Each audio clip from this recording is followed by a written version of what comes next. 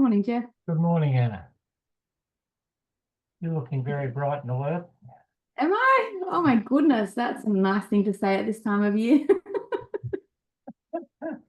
Is anyone bright and alert on the 13th of December? I don't think so.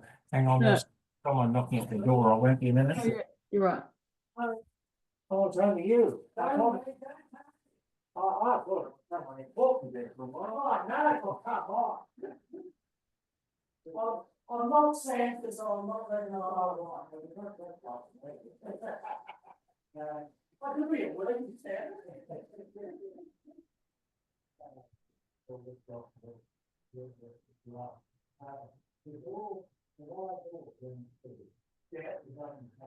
Yeah, I saw that when I measured it up the other day. So I'm looking at what we read to these up. I think, and when I put it, this side, the low side of the hill side, I've got to loosen it off.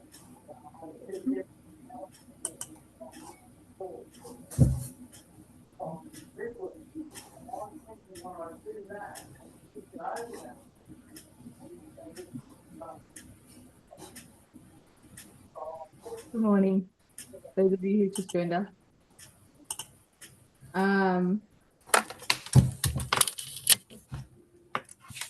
Waiting for Jeff to finish at the door.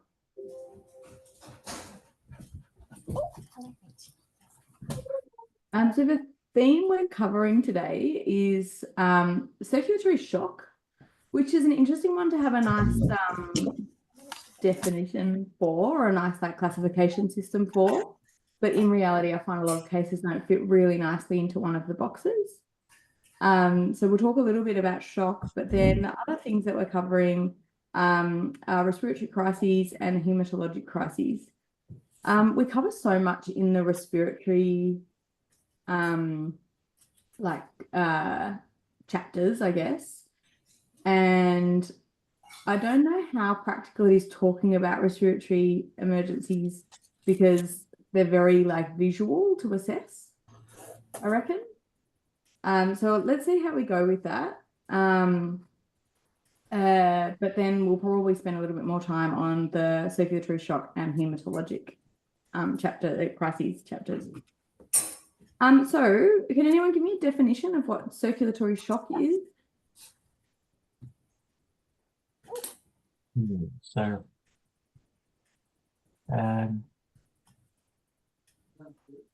failure of oxygenation of the tissues due to low blood flow.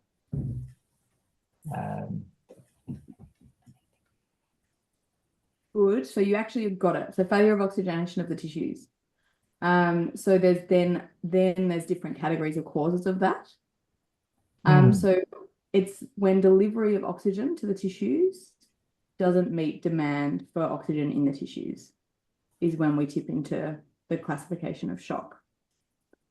So what are the things that dictate delivery of oxygen to tissues? One is circulation, isn't it? And lung function. Good, excellent. Yeah.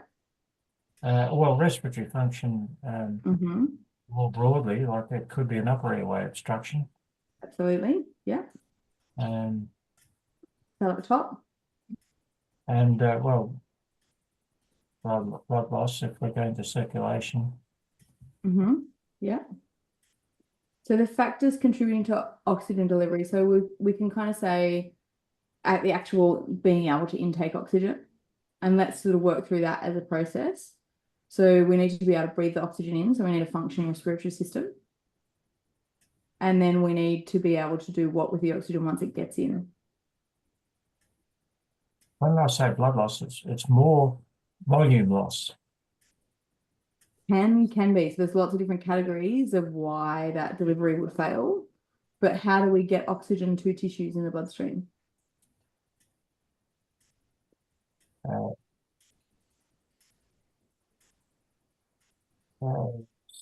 On capillaries. In capillaries, but in the red blood cells, what is oxygen attached to hemoglobin? Is that what you mean? Hemoglobin, exactly. Yeah. So you need functional respiratory system and sufficient hemoglobin and functional hemoglobin to be able to deliver oxygen to tissues. So it's kind of nice to sort of have this sort of idea of like starting at the top. How does the oxygen get into the body? How does it then get delivered to the tissues? Because then it helps you with your differential list. So then if, like Jeff said, there's insufficient blood delivery, what things might contribute to that? Anemia, like anemia is a big one. Excellent. Volume And up. then I would probably put in a hemoglobin deficiency category. Mhm. So then what other things might impact the circulatory factors? So blood loss, Jeff mentioned, so decreased volume. Jeff also mentioned hypovolemia. Cardiac malfunction. Good, excellent. So reduction in cardiac output. And I would sort of say reduction in cardiac output of all causes. So if there's hypovolemia, there's reduced cardiac output. If there's blood loss, there's reduced cardiac venous return and cardiac output, and then also reduced systolic function of the heart. Excellent. So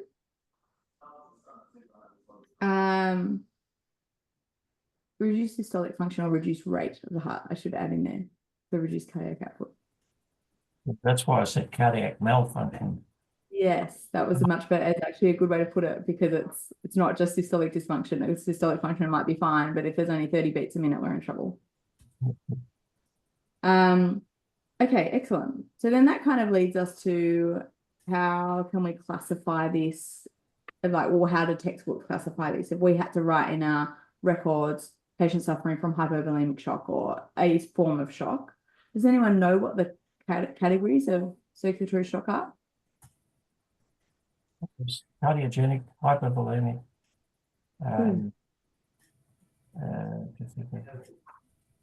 There'd be a respiratory form too, I suppose. There's a distributive shock and an obstructive shock. Good.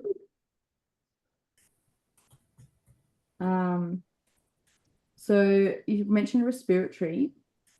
So that falls in the category of metabolic hypoxemic shock, which is kind of two categories. So I don't know why they put them in together.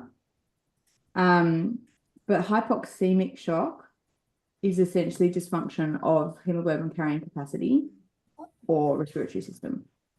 So it's those first things we talked about.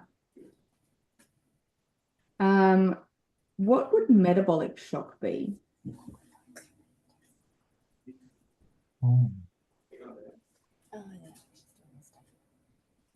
Like when you have methemoglobinemia, would that like sort of fall in that? Actually falls in respiratory, in hypoxemic, because you can't get the oxygen to the tissues. One of the poisons does that. I just can't remember which ones.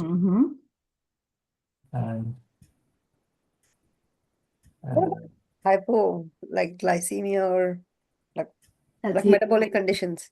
Yes, exactly. Yeah, so hypoglycemia is by far the most common situation we see that in. But then there are other causes of mitochondrial dysfunction. Remember, mitochondria are the energy generators in the cells.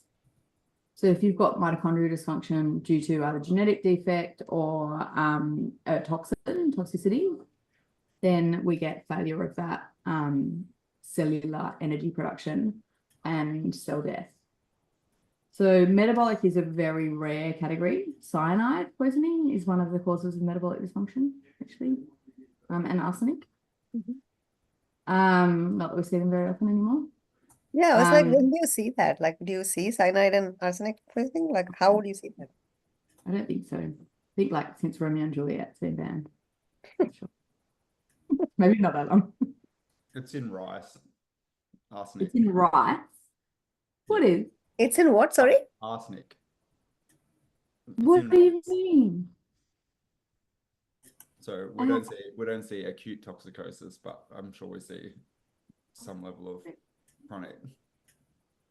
That's interesting. Rice. It's Rice? You mean rice, like the rice? Yeah, rice, yeah. Rice Rice forms all the the- time. Staple food crop around the world. It is. I eat rice like every single day, most days. Yeah. Yeah, I think this. I mean, everything will kill you nowadays, but yeah, rice is a big known. Like I think it's around the fertilizers they use, but anyway, that's a chronic medicine issue, not an acute one. And is that the same, like if you source your rice from a specific source, that like there's rice, like Australian grown rice, Yeah.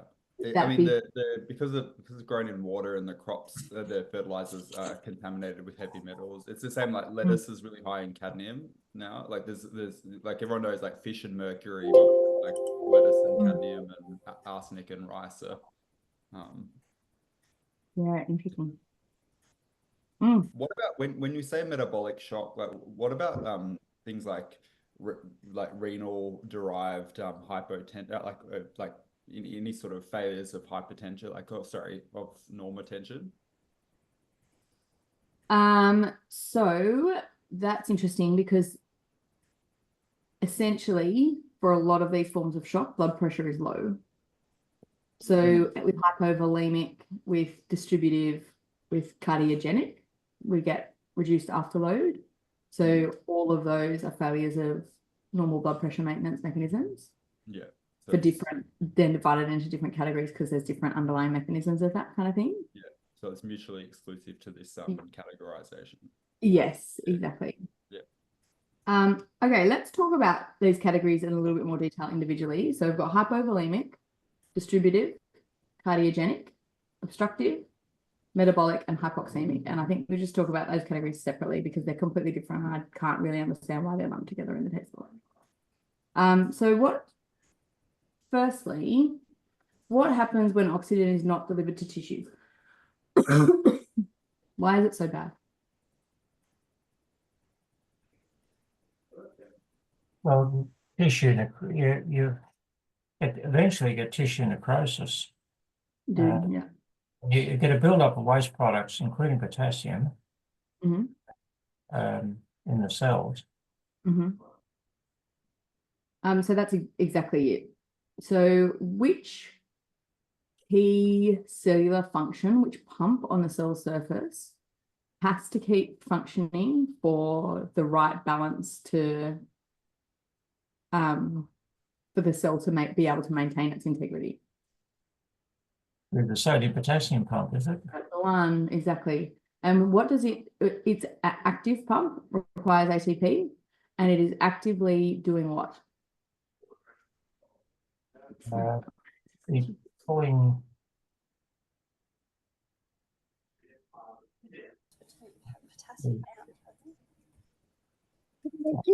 Is it making ATP? Like, No, it uses ATP. It's very energy heavy. It's the biggest use of ATP in most cells, apart from muscle cells. But so if you look at a blood test, we're looking at extracellular fluid, right? Is sodium or potassium higher? so in Sodium. blood, sodium is higher Sodium is higher. in And blood. so, yes, in the blood, exactly. So sodium high, potassium low in the blood. By the cell. Other way around. Other way around, exactly. So what happens when you've got low sodium inside the cell and high sodium outside the cell? What wants to happen just by diffusion? Is it? What do you get it to? The cell gradient would draw the potassium out of the. Yeah. So the potassium we don't worry about so much because it doesn't have so much osmotic impact. What about the sodium? Where's the sodium going? Sodium will go into the cell. Into the cell, exactly. What follows sodium everywhere it goes? Water Mm. and chloride, like chloride. Cell swelling. Yeah, exactly. So what happens when a cell gets overloaded with sodium? Will it lies? That's it. Will it like just lies and die? It just dies. Yeah, ruptures. I'm just going to shut this door. We've got window guys here and they're going to be really noisy. So, sorry.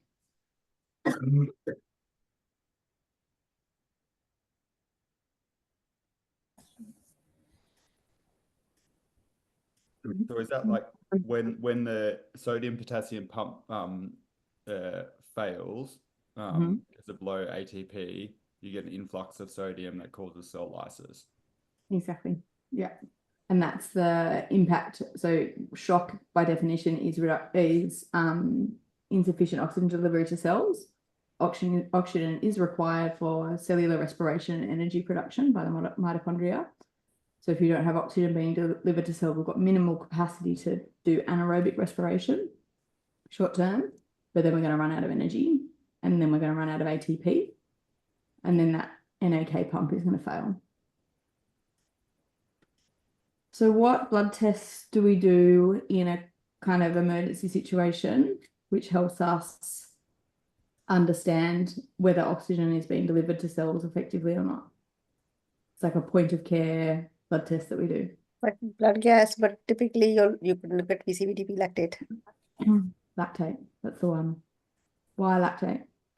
It's a measure of perfusion, Why? kind of. Yeah. It accumulates within the anaerobic. Yes, Wasn't exactly. Yeah. So it's a marker of anaerobic cell energy production. So that's telling you that those cells are not having enough oxygen delivered to them. Make sense?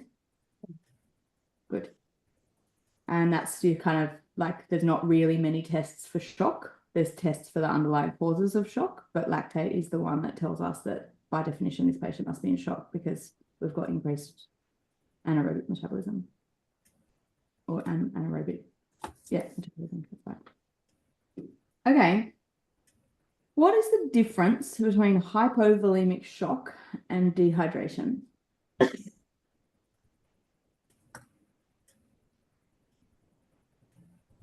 Big difference in terms of how to define it. Yeah. So tell me about, because we learned about fluid distribution last tutorial. Which fluid component does dehydration refer to predominantly? Like outside of circulation, whereas Yeah. hypovolemic shock is more inside circulation. Exactly. Yeah. So that's the big difference. So those terms can't be used interchangeably. And certainly hypovolemic shock might develop from profound dehydration. But when we talk about dehydration, we're referring to interstitial fluid and movement of fluid out of the interstitial compartment. That's why we get the skin tenting and stuff like that. But it doesn't, typically the intravascular volume will be conserved very late in the process of dehydration. So what sort of diseases do we see hypovolemic shock with? Like hemorrhage, you can see it with hemorrhage. You can even see it with hemolysis. If it really, like if you're really Well, like shock state, right? So acute hemorrhage. Acute hemorrhage, yeah. So acute loss of intravascular volume for sure. Yeah. Being deprived of water for some reason, like locked in a shed or something. Yep. Okay.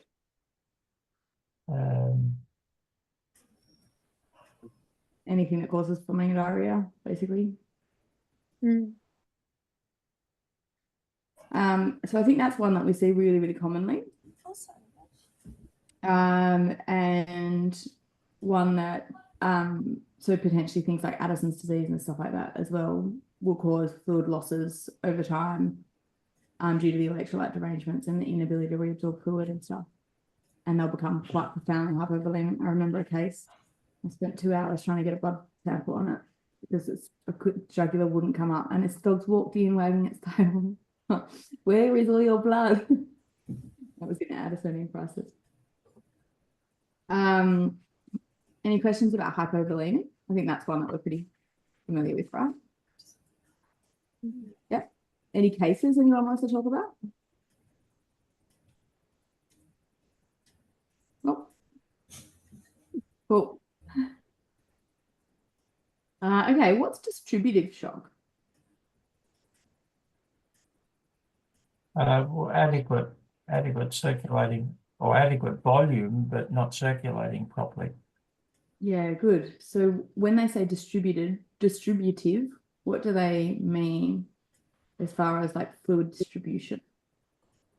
Not getting to the peripheral tissues. Compartmentalization. Yeah, so movement from the intravascular space into the extravascular space or extracellular space.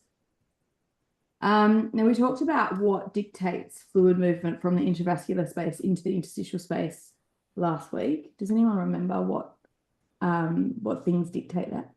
Like Starling's law, oncotic pressure. Yeah, I was gonna say, to be fair, it was a fortnight ago, but yeah. Sorry. I was trying to remember, but I was like, it was a Like fortnight. So Starling's law, excellent. What does Starling's law describe? Sorry, put you on the like the spot. oncotic pressure and the hydrostatic pressure, it's the Yeah. of the capillaries and the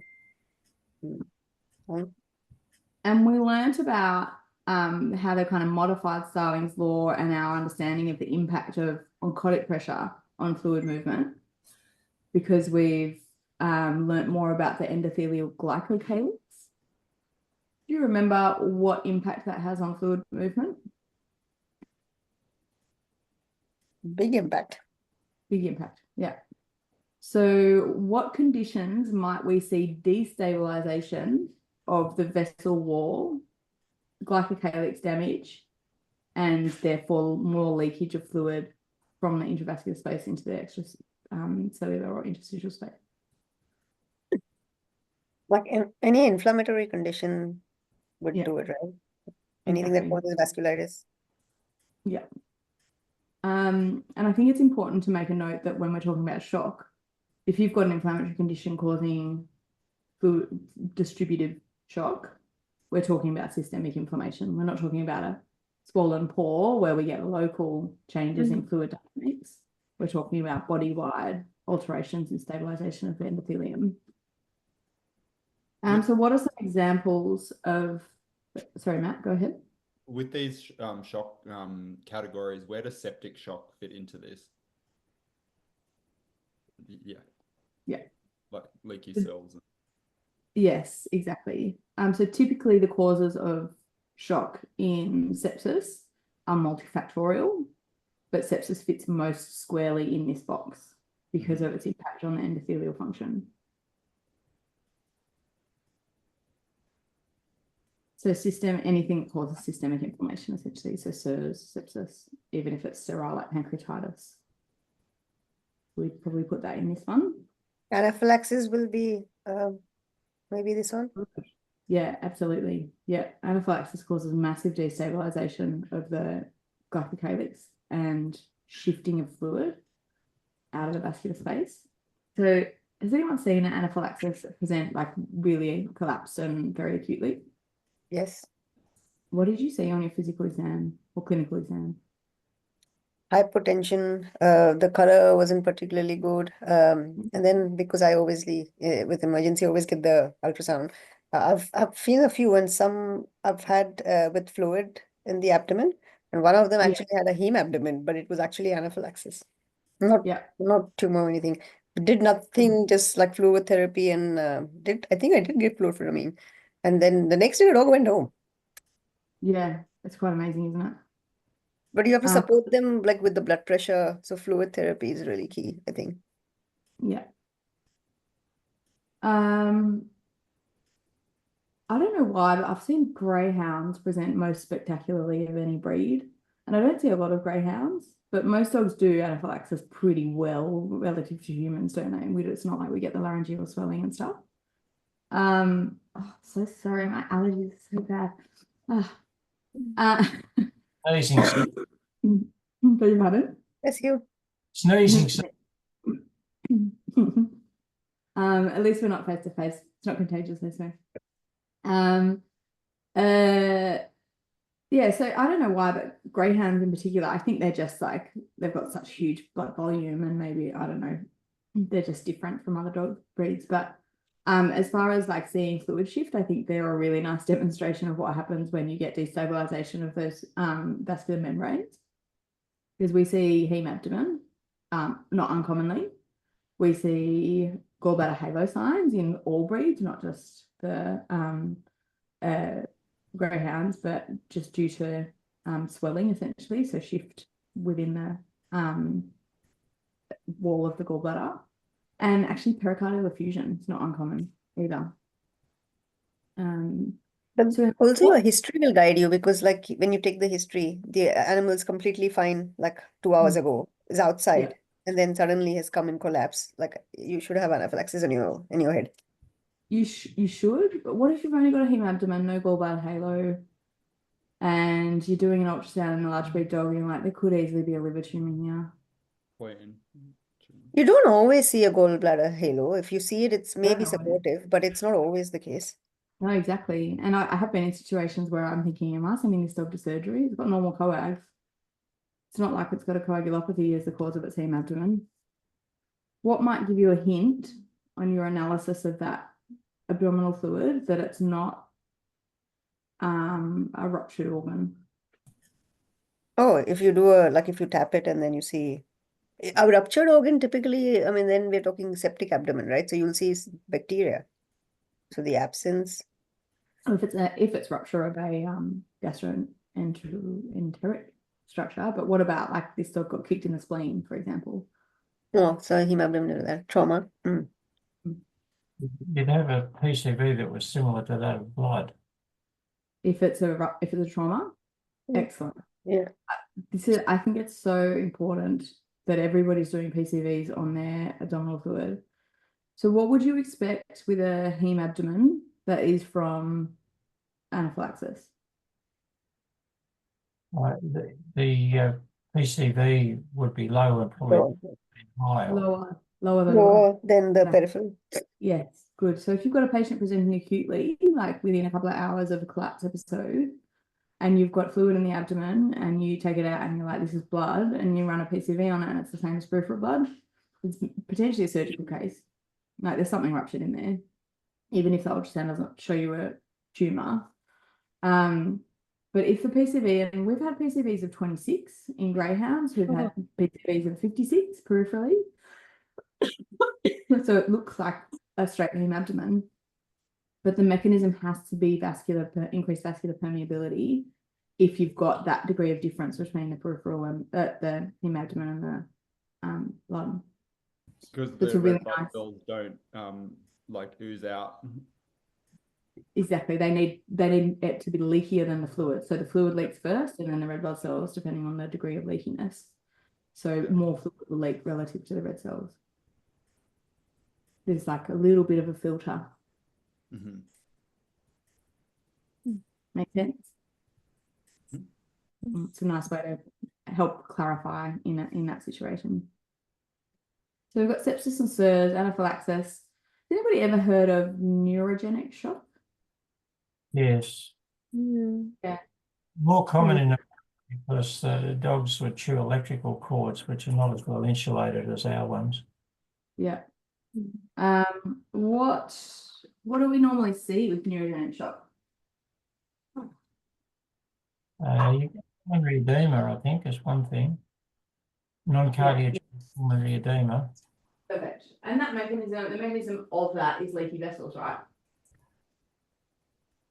So if you've got leaky vessels in the lungs, causing edema in the lungs, then in theory you've got leaky vessels body-wide, and if that's impacting your blood pressure and ability to keep your fluid in your vessels, then that would be classified as shock.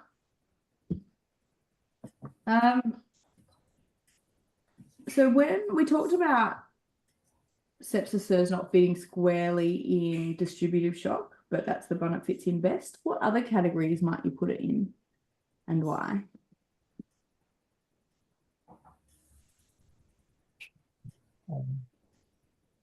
I mean, sometimes they're hypovolemic as well. Hypovolemic for sure. Yeah, often they're sick, aren't they? What other one? When you talked about the respiratory Mhm. one around like acid-base balance, Yeah. be part of that. Can be. The one I'm thinking of is more what happens to heart function with profound inflammation?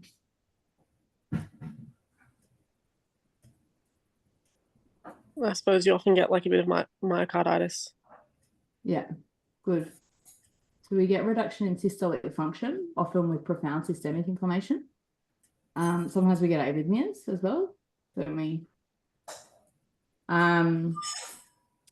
So that leads us on to our next category, cardiogenic shock. So systemic inflammation is one of the causes of reductions in systolic function. What's one that we see probably more commonly than that? Like DCM and these sort of diseases, like mitral valve diseases. Good. DCM for sure. Mitral valve disease is a tricky one because we do see them present acutely, don't we? But what they're typically in congestive failure rather than Like cardiogenic shock. forward failure. Yeah.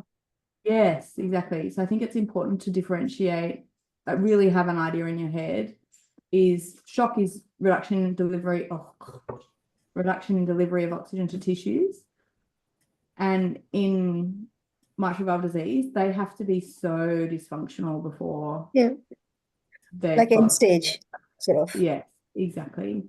So if I see a dog who's got fluid dripping out of its nose and is breathing with its mouth wide open and a blue tongue, and their heart rate's under 120, I'm saying they've probably got some forward failure there. But that is so end stage. Like I've really only seen that right before a dog dies, basically, of mitral valve disease. There's drug-induced alpha-2 agonists that drop cardiac output by up to 80%. What will? Alpha-2 agonists, medetomidine and the likes of those. Drop cardiac output by 80%. That was in veterinary anesthesia. It was published.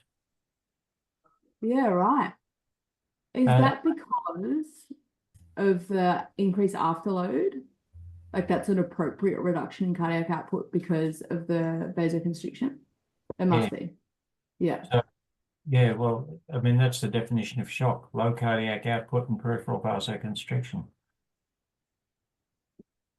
Yes, except the definition of shock is the failure of delivery of oxygen to tissue. So if you've got vasoconstriction that is still maintaining perfusion,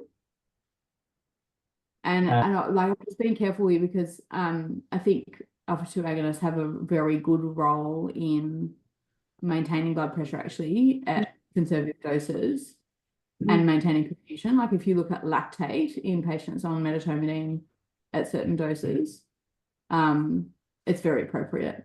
Their perfusion is very appropriate. But I agree, in theory, if you push vasoconstriction to a point of decreasing oxygen delivery to tissues, then that would be shock.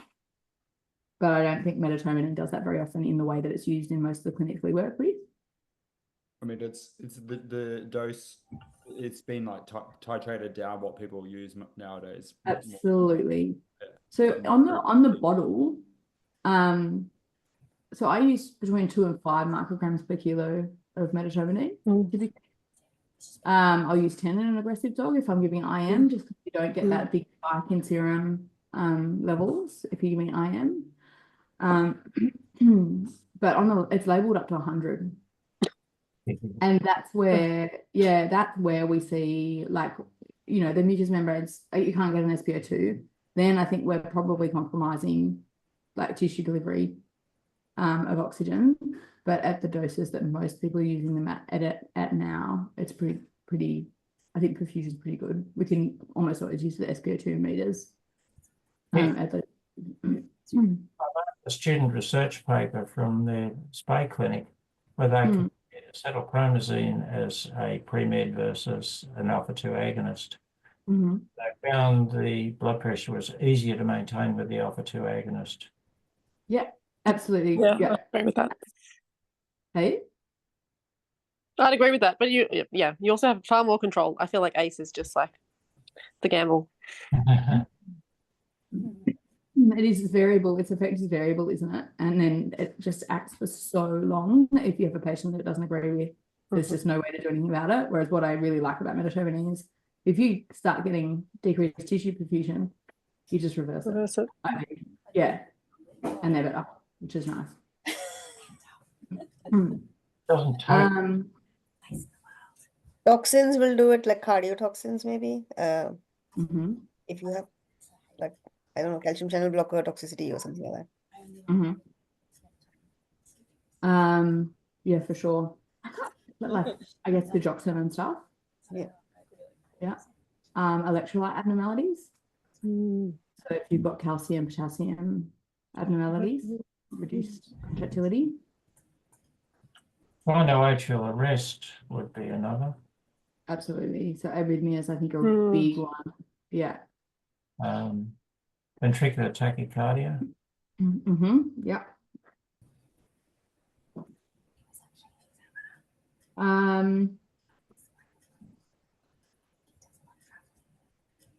So probably covered cardiogenic, I reckon. Like, does anybody have any other questions on cardiogenic? What is obstructive only- shock? My only question with cardiogenic versus the others was not really about the categorization, but more about treatment. Because I think last fortnight you it's the one that you treat differently from all the others. Is that right? Or not necessarily? Yes. Yeah. Really good point. Absolutely. Because presumably if you've got forward failure of the heart, we're also developing backward failure, even if that's not what they're there for at the time. Yeah. So you probably don't want to volume overload them. They're not hypovolemic. They've just got decreased cardiac output. Yeah. And then you want to work out why, essentially. So if it's electrolyte abnormality, then you're going to correct that. If it's systemic inflammation, you're going to correct that. In theory. So yeah, so in all others, you can more likely just lead with like more aggressive fluid therapy, and then work out the underlying cause. With this, you have to treat the underlying cause before and not go for shock like fluid therapy. Yeah. So in every other category of shock, what should the heart rate be?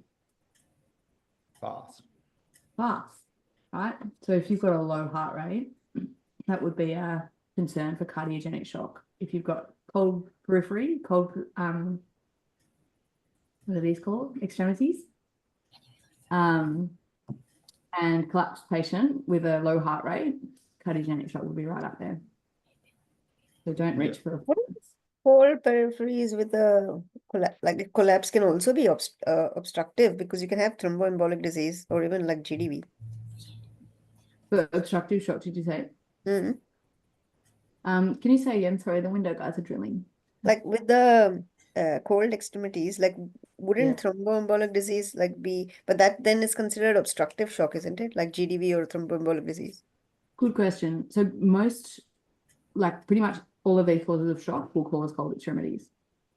Apart from those metabolic or hypoxemic ones. So pretty much all of them are associated with decreased blood delivery to periphery. So cold extremities are going to be common across most of them.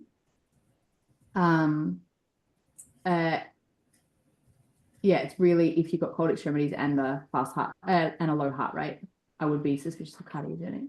Does that apply in cats as well? Because they do low heart rates at funny times. Cats love doing that with sepsis, don't they? So also Cats are different though. Cats with shock typically are bradycardic, not tachycardic. Yeah, that's what I mean. And I feel like, well, I haven't seen that many cats in cardiogenic shock. I mean, not obviously. That's true, which is interesting because they do get myocardial diseases like that. They get diseases which should cause cardiogenic shock more commonly than humans do. And I wonder whether the myocardium is more sensitive to the inflammatory cytokines with sepsis and SIRS and stuff, and that's why their heart rate is low or something. It's interesting. If anyone wants to do a research paper on that, fully support you in doing that. Yesterday I had a case of a cat already diagnosed with IMHA, treatment for IMHA. But presented yesterday because it was duller, and then when I examined, the heart rate was 160, which typically is not bad. But when I looked at the gums, they were pale and icteric. So when I ran the blood, the PCV was 8. So I was like, that's not appropriate heart rate. To me, that's subjective. I mean, it's not absolute bradycardia, but then it's still, that's not appropriate. And then when I did the blood pressure, it was still normotensive, but really borderline normotensive. So I was like, this cat's in shock, but it's clearly because of anemia, like acute anemia. Yeah. Trying to get blood for transfusion and that whole shebang. Yeah. I do find cats so hard to judge. Like we've had cats that we used to do morbidity mortality rounds in the old hospital I worked at, which was really beneficial because we sort of went through this, like one cat in particular had an enema and was like just quiet after its enema. It had been anesthetized, stayed quiet through the night. So what? vitals were all like pretty much exactly the same, except the blood pressure was just going down overnight. And it's kind of lucky they were even monitoring it, but that was literally the only thing that changed, and then it died. And it had a septic abdomen. Yeah, it was like rupturing. Oh, Yeah. But yeah, it's I find cats so hard to detect shock in because they don't do those like it makes sense for your heart rate to be high, but it's not. And it makes sense for you to have a temperature, and it's not. You don't. You're gonna just do what you want to do being a cat. All right. What is obstructive shock? I think someone said GEV earlier. Yeah, good. So Exactly. yeah, the circulatory failure. Well, failure might not be the right word, but just blocking. A blockage, yeah, essentially. Yeah. So most of the time, the things that cause blockages are extravascular. So like a GDV or tamponade is probably like the one that we see most commonly. And that's going to decrease venous return, isn't it? To the heart, because the right side of the heart just can't fill. Both of those, like GDV and then probably the other main one is thromboembolic disease. And typically the ones that will cause shock are actually the pulmonary thromboemboli because they're going to block venous return to the left side of the heart. Whereas aortic thromboembolism, I don't think we typically see presenting with like obstructive shock. I mean, obviously there's decreased tissue delivery to the oxygen delivery to the tissues behind the thromboembolism. So I guess that would classify as obstructive shock. We don't see it now, but heartworm disease, where the most cavalist choppers with worms. Yeah. Such an old school bit thing to say. Did you see them embolize often? What was the question? Did you see them embolize often? I lost one or two heartworm treatments once, and I think that was the reason. Yeah. Interesting. Yes, it's such an interesting disease, but I'm so glad we don't see it anymore. Often anymore, I should say. All right, so we talked a little bit about metabolic shock. I don't think we need to go into that anymore just because it's so rare. But hypoxemic shock. Tell me again the causes of hypoxemic shock.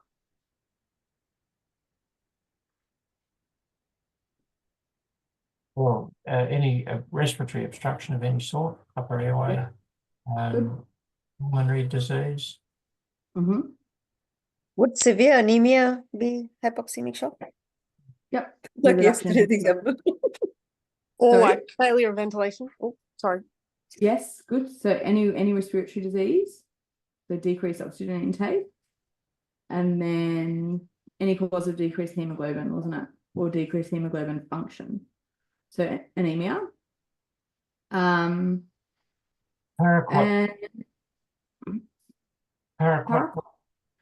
Does that cause methemoglobinemia? I'm not sure about that, but what it does do is it kills off. I think it kills off the type 2 pneumocytes, and oh yeah, right, of course, yeah, they flood their lung. What is that? I missed it. What floods the lung? Paraquat poisoning causes this, like the radiographs are really like profound bronchial and pulmonary parenchymal disease. I have fond memories of that, most of which I've forgotten because the two examiners for the fellowship had both published on it, and I knew it way back then. You're very familiar with paraquat. So let's talk about methemoglobinemia. Has anyone ever seen it? I think I have once, but it was a while back. I don't remember the exact details. It's just on the blood gas, the methemoglobin was really high, and I was like, what the hell? But I can't remember. It was obviously toxicity, but I can't remember what the toxin was. Yeah, right. Nitrogen will do it, doesn't it? Nitrate or nitrite? I don't know about nitrite. I think paracetamol in cats, isn't it? Isn't that I think the dog, yeah, paracetamol will do it in cats, but this Yeah. was a dog. It was a big dog. I don't remember the specifics. It was like 4 years ago. But the only thing I remember is I've never seen a methglobin that high. Like it was at some 7 or 8, something like that. And it was Yeah. like, ooh, that's relevant. Yeah. I And we remember were this. trying to find PAP, and I don't know because the antidote, but I don't think we managed to do that. Yeah, we had a patient present. It had been in 3 weeks before for a gastrointestinal episode, and it came back in flat. And the emergency vet was like, "These gums are brown," and I was like, "No, they're not. It's just pigmented." So these gums are brown. I was like, "No, they're not." She takes the blood and she's like, "This blood is brown." I was like, "No, they're not." It was brown. Yeah, that's the other thing. The blood you can actually grossly now yeah, you're right. The blood you can tell the difference. It's like really, it's a different color. Yeah. Like almost If you're brown. looking, but often you just get the nurses to do the blood and stuff. Yeah. Like it was just lucky Yeah. that we saw it. And very lucky. This is a very astute because we don't get metahemoglobin measured on our blood gas. Yeah. So yeah, it wouldn't have flagged on our blood tests. But it was actually, I did a bit of a deep dive because this dog had been in 3 weeks before, and it hadn't had access to any kind of known toxins since then. And there's several medications that humans have, like idiosyncratic methemoglobinemia in response to, and metoclopramide's one of them. And this dog had had a fair bit of metoclopramide while it had been in hospital, and that's the only thing I could find that might be the culprit. It's interesting that it might not be as rare or as easy to identify as we'd like it to be. All right.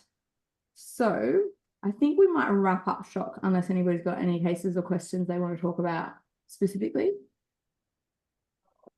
Typically for treatment, I mean, except circulatory, but otherwise, like the other categories, I mean, a lot of times it's a combination, right? It's not just absolute one over the other. It's a combination of things. No. And Yeah, hypovolemic exactly. shock is the most common. Yeah. And I guess it's nice to know what you're dealing with, but realistically, we're just trying to restore perfusion. So we're going to do that by correcting the abnormalities, so electrolyte abnormalities, the volume abnormalities.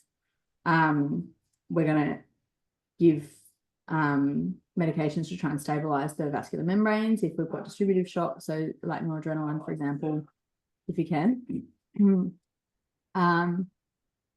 And yeah, correct what we can correct in an emergency setting, and then worry about kind of what's causing it down the track if it hasn't come to light with the kind of first round of testing that you've done. Is noradrenaline also what you use for, because you mentioned like cellular integrity, what about vascular integrity? Same? Noradrenaline. Yeah, noradrenaline. Yeah, for sure. So the endothelial cells stabilize with noradrenaline. It's very short acting. It's really, I think people get nervous about giving it because it's kind of, we associate it with CPR, and it's kind of like, oh, I don't want to like exacerbate any heart problem here, but particularly in anaphylactic shock, or if anaphylactic shock is one of the like risks, a noradrenaline CRI will stabilize blood pressure at a minimum, and might stabilize the endothelium as well, like decrease fluid leaking across. And it's, I mean, the standard of care in humans with EpiPens and stuff. And I guess they're unworried about it enough as a, like, it's not going to cause big problems for people who are healthy and don't need it.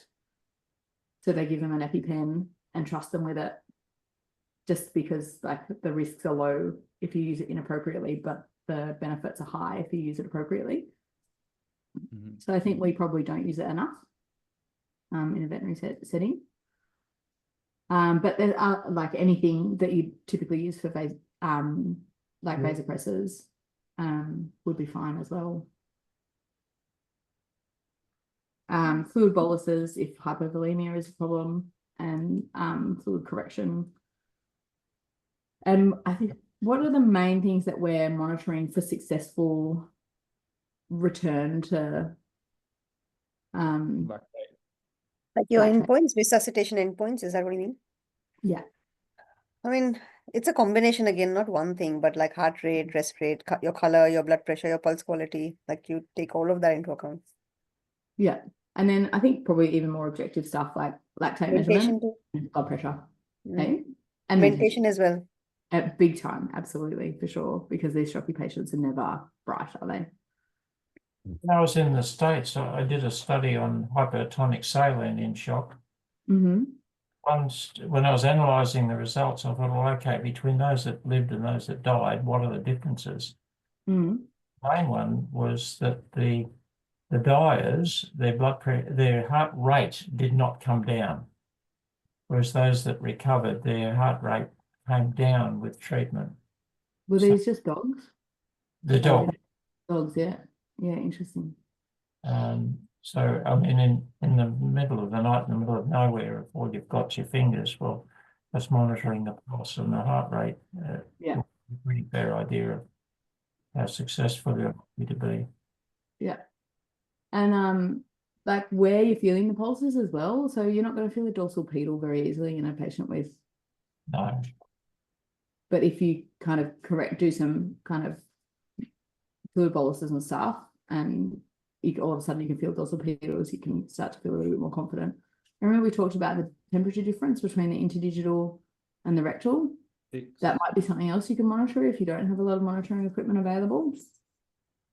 I can't remember what that nowadays, like apart from looking at lactate going down, because I remember when I was doing emergency medicine, like there was like a prognosticator for GDV survival outcomes based on how high the lactate was at the time of diagnosis. Is that still kind of used? And then the other thing was, do you use CRP in a peracute setting to see if it's coming down with, like, if it was septic shock, or is it just too slow? And it's actually quite real time. I do like CRP no more than every 24 hours. So it's not so much for shock resolution, but underlying cause of shock for sure. Yeah. Yeah. Particularly if you're suspicious of sepsis SIRS, like I'd love to see CRP on every single emergency kind of bloods done, just because it really helps you go, I think this is going to be inflammatory, as opposed to like circulatory or like hypovolemic, for example.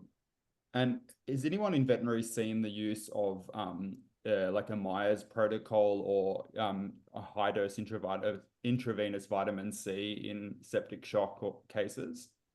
Because that's used in humans now. Yeah, I haven't seen it. I think it's called the classic Myers cocktail. I think is like thiamine, vitamin C, and dexamethasone. Don't quote me on that. I think like some sort of corticosteroid.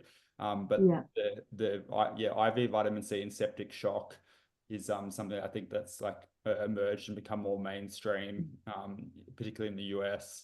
So interested to see, because I don't know how well we do nowadays with septic shock in an emergency setting, but I'm sure it could be room for improvement. They were definitely using vitamin C, like really high dose boluses for snake bites at one point. Yeah. This is interesting, like the applications that are becoming like. When I practiced in the bush, if someone couldn't afford antivenom, they'd get vitamin C and a shot of Dex. And was this with Peter Best? Were you with Peter Best? No, I was in Griffith. Griffith, that's right. Because I was sure it was Peter Best, an anaesthetist who worked in Tamworth, and he just saw more snake bites than anybody else. And yeah, I'm sure it was him that I was talking to about vitamin C. Anyway, I don't want to like quote him as the person that does that, but it might have been. With your lactate, Matt, especially I think from what I know from GDV, essentially it's not how high it is, like that's not a prognostic thing, but the trend, whether it's coming down with your resus, and if it's not coming down, then you worry more that there may be gastric necrosis. Like I think that's the is the cause of the lactate. Sure. Yeah, I think that's where, because I remember reading like, if the lactate is over a certain level, like don't bother cutting. And I was just I never like use that. I definitely use like 15-minute lactates for like post bolus to see if they're moving and things like that. I never actually, I just read about it and was like, oh, I don't know if I'd make the call on that and Yeah. like just give up before even trying.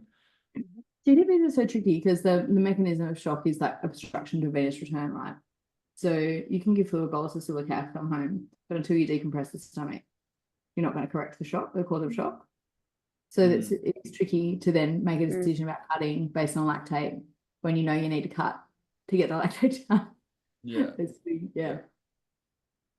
All right. We've run out of time. Sorry. I didn't want to talk about respiratory crisis anyway. Just when we're starting to enjoy ourselves. Yeah, exactly. So hematologic crises, I think, are actually very interesting, just as a nice review of like hemostasis as a whole. So we might tack that on the end of the next tutorial, which isn't even in my calendar. Because the world ends at the end of every year. Right. Yeah, I don't even have it in my calendar yet. Are we done for the year? We must be. Probably because in 2 weeks, like, I don't know what. Yeah, it's Boxing Day. It's Boxing Day in 2 weeks. I think so. Yeah. It must be Wow. Okay. Yeah. Well, it's the day after Boxing Day. It's the 13th today. So Amazing. Oh, yeah, true. Yeah. I will not be here that day. Sorry. Yeah, it's the 27th. Yeah. Okay. Amazing. Merry Christmas, everyone. Sorry, Merry we Christmas should to have everyone. that. Yeah. so when do we restart? Next year. Yeah, it's going to be January the. I got to run. Happy holidays, everyone. Thanks so much, Anna. You too. You too. Happy Thank holiday. you. It's going to be January the 10th. See you guys. Okay. Thanks, Anna. Merry Christmas, everyone. Merry Christmas. Bye-bye. Merry Christmas. Jeff, if you're ever wondering when we're on, have a look at my website, betsnorth.com.au, and it's got the tutorial schedule in there. What we're talking Really? about. I didn't know that. Yeah, have a I look. just wrote- And all the links to the old tutorials are on there as well. Oh, okay. Good. All right. Thanks, See you Anna. guys. Thanks, Anna. Have a good Merry Christmas. Bye. This Bye. That's the best, actually. Sorry? I said these sessions are just the best. Yes, love them. Oh, I you're really so wait for good. Fridays. Thank you. Oh, thank you. I found my people. Yes, Let's you let's totally are. nerd together. Merry Christmas, New Year, everybody. You Bye. too. Yes, have a good Christmas. Enjoy. Bye-bye. See you guys. Bye.